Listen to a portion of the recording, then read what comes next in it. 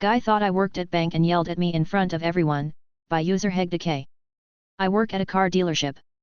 We have a company policy where when someone wants to pay with a cashier's check, we have to accompany them at the bank to avoid fraud, unamused face. Anyway, I was at the bank with my clients. The bank was very busy, with few workers. There was a long line for tellers, and the people waiting started getting a little grumpy, all talking amongst each other about the slow service. Eventually this old guy in line looks at me and says, "Why don't you quit standing around and get back there?" And I looked at him shocked and confused. He said, "Yeah, I'm talking to you. Quit being lazy and get back there and do something." I said, "I don't work here."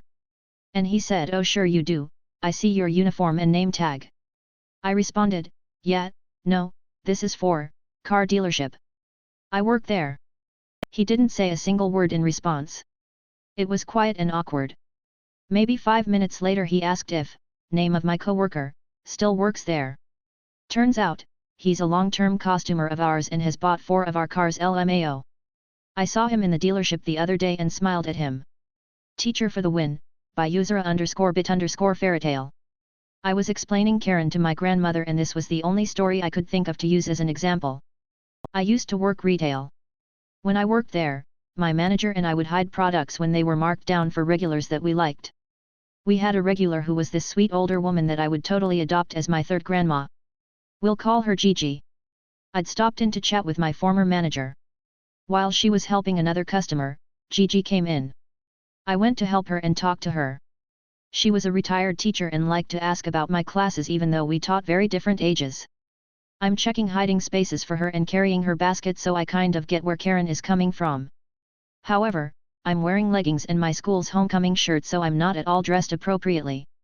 At this point though, we're done shopping, but manager is using the fact that I'm chatting with Gigi to continue helping the earlier customer, and I draw the line at getting behind the register for free. Karen must have seen me helping Gigi and that we were no longer moving around the store to come over to us and said, "Now that you're done with her, you can help me." This is where I had to explain to my grandma that what makes a Karen is entitlement. Even if I had worked there, I clearly hadn't rung Gigi's items yet when she demanded my attention. "I don't work here." "You were helping her." "Yes. Her." "I don't work here." "You obviously know your way around here, so just help me." At this point, I'm pretty sure that I looked at her, looked at myself, and then looked at manager. Presumably with the "what are you doing" expression generally reserved for my students. Now, with the superpower only elementary school teachers have, Gigi looked at Karen and sternly said, "Fairytale doesn't work here. Manager does. Now stand over there and wait your turn." And Karen did. I decided it was time to leave, so I helped Gigi carry her stuff out after manager rung her up. Later I had to tell manager the rest of the story. Edit, thanks for the award. No, Vikings did not wear jeans and Reeboks, by user foolclip_killer. More of a "I'm a real person" rather than "I don't work here." This happened many years ago when my kids were still interested in stuff like museums. As one of the first UK areas settled by Vikings, York has a museum dedicated to their endeavours when populating this new land, Jorvik. There is one section that is a simple mirror maze used as a transition between two areas, but no artifacts to speak of. I had been separated from my wife and daughter, they got lost, so I found an alcove to wait for them in. As I stood there waiting, 6 foot, 18 stone, in a band t-shirt, jeans and red Reeboks, a group of middle-aged women walked past chatting to each other. One of them glanced at me and carried on. My wife and daughter were behind, and as I moved to join them, the woman that had looked at me, spun around, grabbed one of her friends, I can only imagine as a human shield, and after a second of realization commented that she thought I was a statue. Her panic still entertains me to this day. Entitled man learns a life lesson to never mess with truckers or their friends, by user substantial_B_7713. So, for context, I work for a local tow truck company as the manager, and the roads outside our city up the hills are famous for being tricky and full of deadly turns to drive on. We are a busy company, especially during heavy rain periods where the roads are almost impossible to ride with cargo trucks. The owner of the company is a sweet old lady, and she does her best to help the truck drivers have the best time possible during this shitty situation. We let them buy coffee and snacks in the stops on us, and they are very grateful for it. The costs are honestly not too high, especially because our contracts are quite hefty, said Rhodes plus the many other regular people who don't know better how drive there. Every week I go to the local truck stops to confirm how much we have to pay them all. I could do that by just a couple phone calls or messages, but if I have a chance to leave that office I'll take it in a heartbeat. The workloads can be downright cruel sometimes, so that's a good break for me, and the owner doesn't mind at all. I'm known there to be the person who pays for the truckers' coffee and food, and while I always tell that's the company paying for it, they are very grateful anyway, plus we treat them with dignity and respect they deserve, so that's another big plus. There was a day last year in the middle of summer, a big storm going on that swamped me with work. I had to help our 22 drivers to locate and retrieve people's cars, constantly receiving calls for help, so much so that dread noise stills hammer my head to this day. I had an assistant, but even so it was way too much for only 2 people to handle. We spent from 5 a.m. to 5 a.m. breaking our backs and minds that day.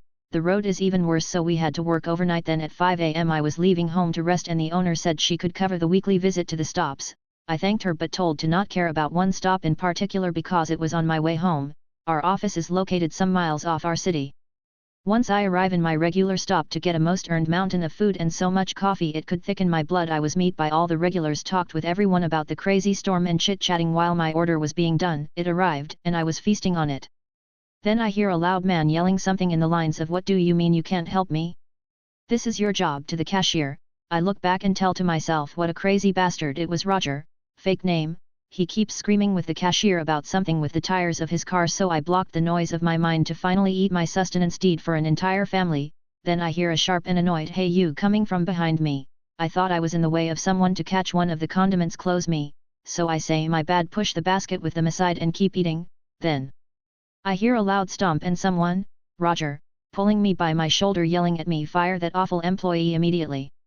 I was still using my officer badge and clothes, so it is understandable Roger confused me with the manager, but I was just about over one of the most stressful days of my life and eating is sacred for me, so I simply release from his grip, turning back to my food saying, "Go fuck yourself." I could hear the cashier giggling and the owner, Bob, fake name, who happens to be behind the counter getting people's orders, giving a good loud laugh, then promptly telling I'm just a costumer and he's the one who runs business.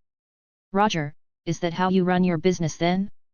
Letting rude lousy cashiers treat your costumes as garbage and your other costumers harass me without consequences?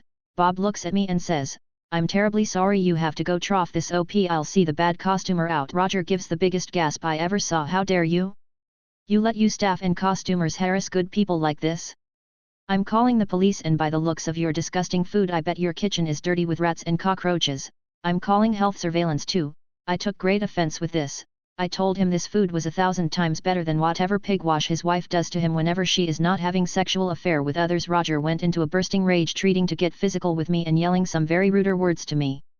But something Roger didn't realize is the restaurant was also full of truckers who were watching their friends being harassed. Some got up to defend us, and while we were in the middle of the confusion I hear a rough, "Hey asshole, get the hell out of here." And when I look back there was these 3 angry guys, each one with mechanical tools on their hands and one with a fire axe, looking like they were ready to kill. My heart skipped a beat and I froze in place with the sight of the axe, and that seems to have convinced Roger too, because he started walking quite hastily outside yelling about calling the police. The truckers were behind him telling they would chop his limbs off if he ever comes back. Everything eventually went back to normal and Bob even let me get that meal for free for all that trouble. Thank you, Bob. The police arrived later. We explained everything that happened. They asked if Bob wanted to press charges and he simply said, "Don't worry sir, I don't think he is coming back. If I can get anything from this is, have the right friends everyone, and be kind with truckers, they're a crazy bunch." Tale of the Tape, by user Adventurous Cuplio. Some background. I am a RN. When I graduated it was unusual for men, especially young men, to be nurses. Being a RN plays into this tale. Over 20 years ago I was on a trip with my wife from Tampa to Orlando. On the way we passed an outlet mall where she saw signage for a shop specializing in bras. Made the comment that she could use a few new ones, so we stopped. She grabbed a few to try on. After trying them on she said that they didn't feel right. I went up to a very bored employee and borrowed her tape measure. When I returned to the outer room of the dressing room, I proceeded to use those skills I learned during my OB rotation about how to measure correctly for a bra, paid very close attention during that lecture in lab. Discovered that my wife was wearing the wrong size. Of course I went off and found a number of bras in her size to try on, including daily, sports, and a sexy one or two. She was very vocal about telling me how much better these fit and felt. While I was standing there waiting, while still holding the tape measure, I was approached by a woman approximately mid-40s. Lady number 1, she very quietly asked if I would measure her, as she was thinking she was wearing the wrong size. Asked a few questions and learned that she was having back and shoulder pain as well. Had her step into the dressing room, and when she was ready keep her back to me. With her placing the tape I obtained measurements, and off I went. Measurements did not correspond to the size she was wearing. A few minutes later I returned with about a dozen different styles in her size. She was also very vocal in the fact they fit and felt better. By this time my wife was dressed and ready to head to the checkout. As we headed towards the checkout I was stopped by another woman, lady number 2, with questions about which bra type would be better for her. After a brief discussion she walked away to go look. We finally get to the counter to check out, and lady number 1 arrived right behind us. The look on her face when I handed back the tape measure was priceless. She stuttered, "Don't you work here?" At the same time lady number 2 walked up. Both of their jaws hit the floor when I responded that I didn't. The look on the employee's face was one of confusion. Not another word was said as we finished paying and left. As I was getting in the car looked back in the store. Both women were still staring like deer in the headlights. My wife and I still laugh about it. Edit, since it's been suggested that I was mistaken for an employee, I was wearing shorts, a tank top and flip-flops. No way did I look at all professional.